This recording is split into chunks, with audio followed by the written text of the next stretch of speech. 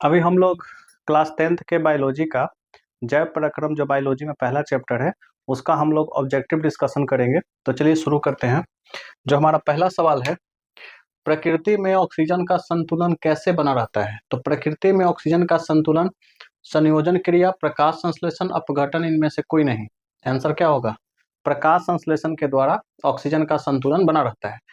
दूसरा क्वेश्चन है कि प्रकाश संश्लेषण की क्रिया में ऑक्सीजन किससे बाहर आता है? H2O से, CO2 से, ग्लूकोज से, डिक्टियोजन से। तो इसका आंसर हो जाएगा कि ऑक्सीजन जो बाहर आता है वो जल से आता है, H2O से आता है। कैसे आप कहिएगा? तो देखिए मैं आपको बता दूं कि जब ये H2O जो होता है, H2O का जब विभाजन होता है यानी उसका स्प्लिटिंग होता है, उसको फोटोलाइसिस कहते हैं। उसमें होता ये है कि H2O से 2H2O होगा, दो दूनी का चार हाइड्रोजन प्लस निकलता है, 4 इलेक्ट्रॉन निकलता है और ऑक्सीजन यहाँ से मुक्त होता है। तो जब आप देखिएगा 2 और 2 4 हाइड्रोजन, यहाँ 4 हाइड्रोजन, हाइड्रोजन का आयन प्लस है तो यहाँ इलेक्ट्रॉन माइनस निकलेगा, ठीक है। और ये 2 ऑक्सीजन हो गया, यहाँ से 2 ऑक्सीजन निकल गया। तो ऑक्सीजन H2O से निकलता है। CO2 से जब ग्लूकोज बनता है तो CO2 का प्रयोग करके ग्लूकोज बनता है, यानी कि फल का निर्माण होता है। अब आगे आइए अगले क्वेश्चन पे। स्वपोषी पोषण के लिए आवश्यक है। स्वपोषी किसे बोलते हैं? जो अपना भोजन स्वयं बनाता है। तो अपना भोजन बनाने के लिए CO2 का नहीं। आंसर क्या होगा? क्लोरोफिल।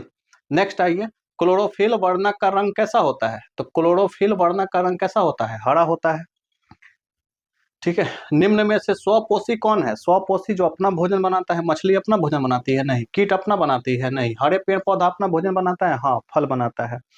प्रकाश संश्लेषण की क्रिया होती है किसमें? प्रकाश संश्लेषण कौन करता है? कवकों में होती है, जंतुओं में होता है, परजीवियों में होता है, हरे पेड़ पौधों में होता है।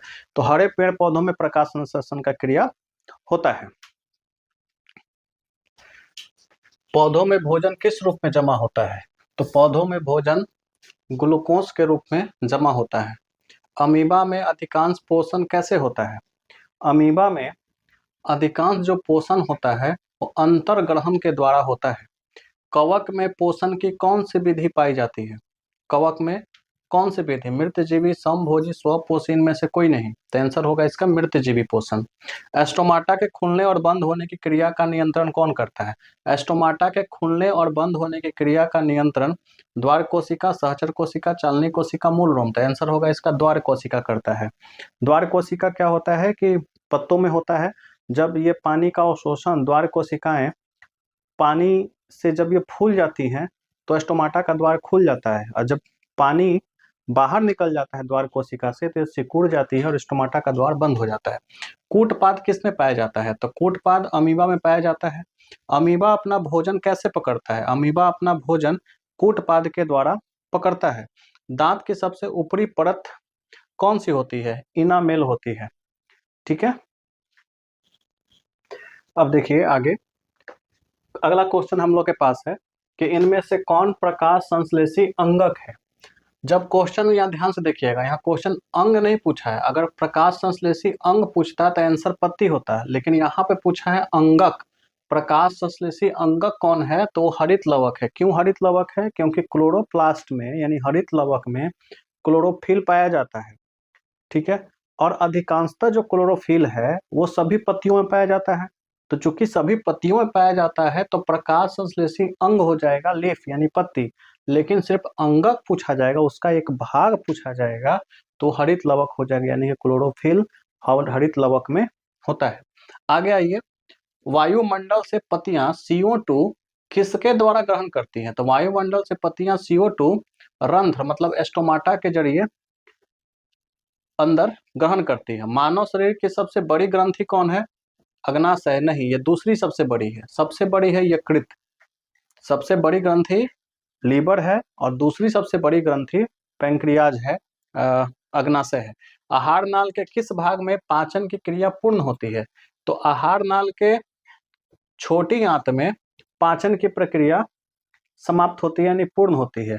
छोटी आंत का इलियम में 3 भाग होता है, सबसे लास्ट भाग इलियम होता है वहां। तो आंसर छोटी आंत हो जाएगा। पीत रस कहाँ से स्रावित होता है?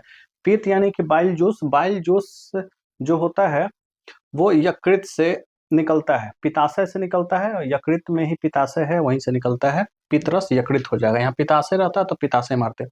निम्न में से कौन मलेरिया परजीवी है? तो देखिए परजीवी है तो परजीवी किसको बोलते हैं? वैसा जीव जो अपना भोजन किसी दूसरे अंग से किसी दूसरे के शरीर में रह करके प्राप्त करता है। तो जो मलेरिया का परजीवी है वो प्लाज्मोडियम परजीवी होगा। प्लाज्मोडियम से ही मलेरिया नाम का बीमारी होता है, जो मच्छर में पाया जाता है प्लाज्मोडियम, और मच्छर जब व्यक्ति को काटता है तो यही प्लाज्मोडियम मनुष्य के रक्त में मिल जाता है, जिससे मनुष्य को मलेरिया नाम की बीमारी हो जाती है। तो इसका आंसर प्लाज्मोडियम होगा। ठीक है।